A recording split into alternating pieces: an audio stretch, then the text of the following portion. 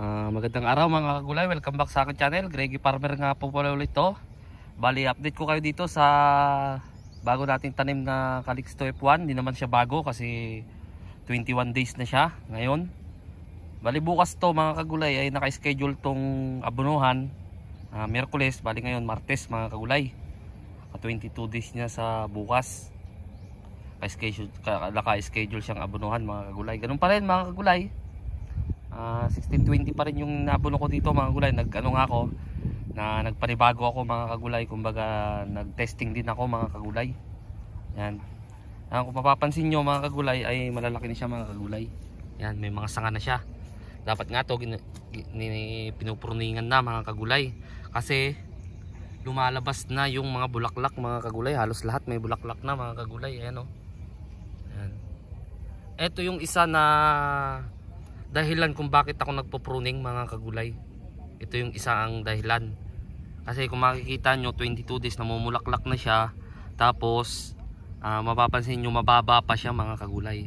Although matataas na siya, pero ibig ko sabihin ay mas gusto ko kasi ito kapag ano, pag halimbawa na munga ay tapos meron tong mga kagulay, hindi siya magpo-focus dito sa taas.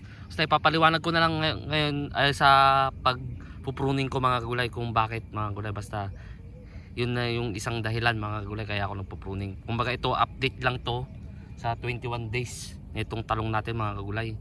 Lumabas na lahat ng mga sanga niya. Di ba nga nasanay ako sa Y pruning, yung tinatawag na Y pruning mga kagulay. Kaya naman siya tinawag na Y pruning kasi simula dun sa letter Y yan, mapapansin nyo yan na yung pinaka-Y niya. Kaya nga pala dun sa nagtatanong mga kagulay nga pala na kung kailan, depende po kasi mga kagulay kung ano ang kasagaran. Yun nga yung tinuturo ko sa mga baguhan na gustong gayahin itong pamamaraan ko. Hintayin muna nila na lumabas yung unang bulaklak. Ayan. Yan yung unang bulaklak, ibig sabihin ito na yung Y. Kaya yung ano, tatanggalin na lahat ng sanga na nasa ilalim mga kagulay. Basta ipapaliwanag ko na lang. Basta itong video na to mga kagulay ay ito i-update lang dito sa 21 days na talong natin mga kagulay. Ayan. Ayan siya, 21 days. Ayan. Kung nakaraan 16 days, parang update ko sa inyo ngayon 21 days mga kagulay. Ayan. Yan siya. Bukas aabunuhan ulit to, aabunuhan na naman to mga kagulay ng 1620. Yan o. Baka sabihin nyo may mga nauuna lang na mumulaklak, hindi mga kagulay. Ayan. May bulaklak. May bulaklak. May bulaklak. May bulaklak. May bulaklak. Ayan mga kagulay. Halos lahat naman sila may bulaklak. Pero kapag ganito kalilit talaga to mga kagulay, ay gagawin ko siguro yung unang bulaklak tatanggalin ko para makapag-focus talaga. Marami na naman kukontra sa akin dyan mga kagulay. Sabihin naman nila, o kung halimbawa 5,000 yan boss, pag tinanggal mo yung unang bulaklak, ibig sabihin kapag naging bunga yan 5,000 rin na piraso na bunga.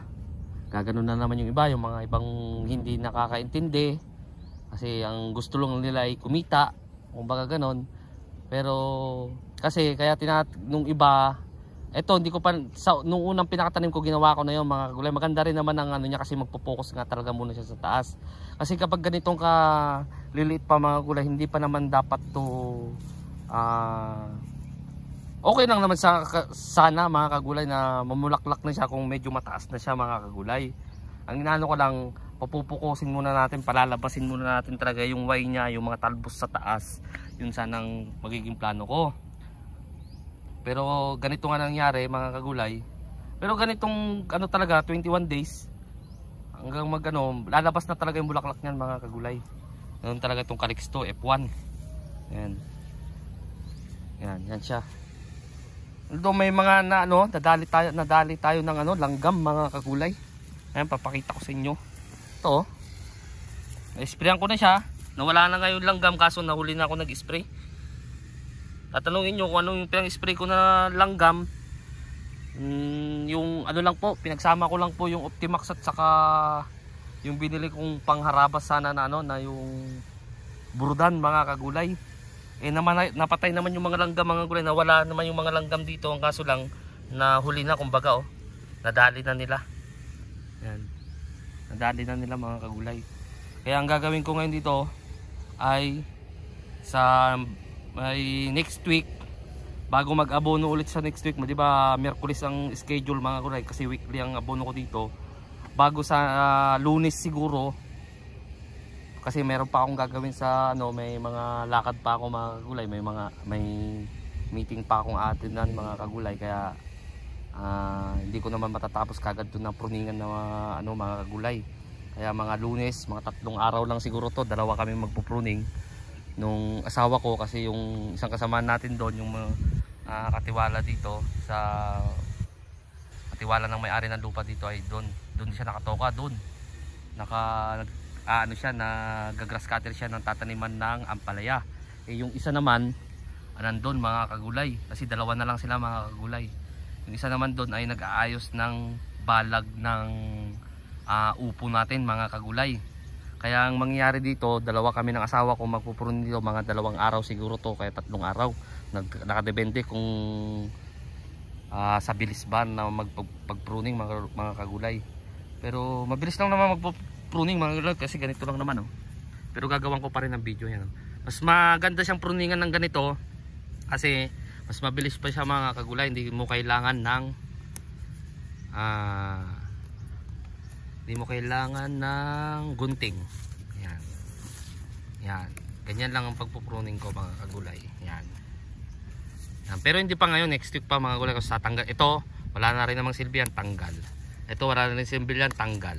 Siyempre may maiiwan pa rin, 1, 2, 3, 4, 5 dahon. Yan. Yan yung niya. Yan yung bulaklak naman niya. Diyan na yung nagway mga kagulay. Yan. Uulitin ko mga kagulay, lagi kong sinasabi sa mga vlog ko o kaya video ko mga kagulay, hindi ko po sinasabing gayahin nyo porkit binlog ko na o porkit ginawa ko ng video ay gagayahin nyo. Nakadepende pa rin po sa inyong pamamaraan. Kumbaga itong paggagawa namin, kaming mga gumagawa ng mga video tungkol dito sa talong dito sa YouTube, ay kumbaga sinishare lang namin yung pamamaraan namin. Nasa sa inyo pa rin po kung gagayahin nyo o hindi. Hindi namin po pipilitin yung pamamaraan namin na gayahin nyo. Kumbaga magiging basehan lang ninyo mga kagulay. Ito yung pamamaraan ko. Yung iba hindi na nagpo-pruning, yung iba nagtatat-pruning. Kanya-kanya tayong pamamaraan mga kagulay. Kumbaga ito yung magiging basehan lang. Kasi baka may bas na naman sana, sayang yan boss, kasi ganun. Hindi. Yung kasi yung pamamaraan ko mga kagulay, kanya-kanya naman tayong pamamaraan. Yan. Yan siya. Bali, ulitin ko, 21 days.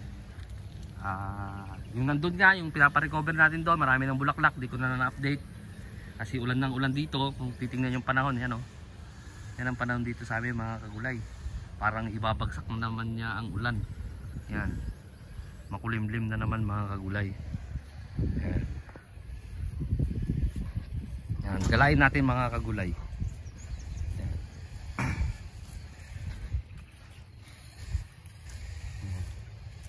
Ito kung mapapansin nyo mga kagulay, yung daan nito halos pare-parehas ng sukat, kasi mano-mano yung nito mga kagulay. Mano-mano yung nagplat nito. Kasi nga yung rotavator ng may-ari ng lupa ay wala dito. Siyempre kailangan ng ilang trip noon, kaya mano-mano ang ginawa namin mga kagulay.